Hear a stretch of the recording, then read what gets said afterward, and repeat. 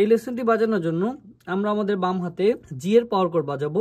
জি এর পাওয়ার কর্ড বাজানোর জন্য আমরা জি এবং ডি বাজাবো।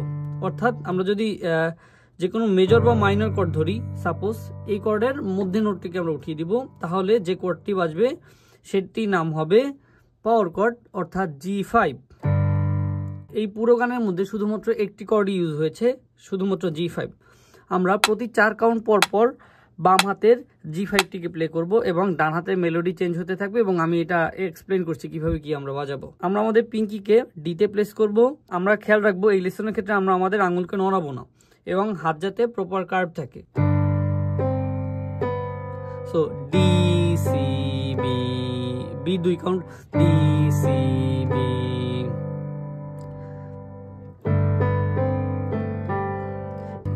D C B, A B C A জি।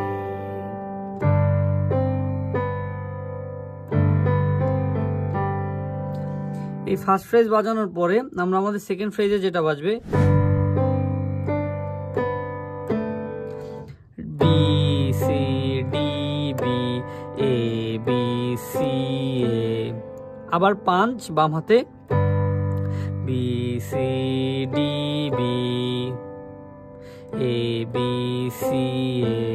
তাহলে জিনিসটা সেকেন্ড ফ্রেজটা পুরোপুরি এরকম বাজবে।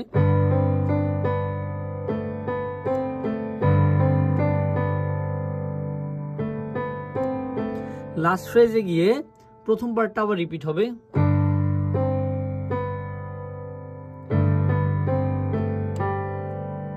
পুরোটি যদি আমরা একসাথে প্লে করি,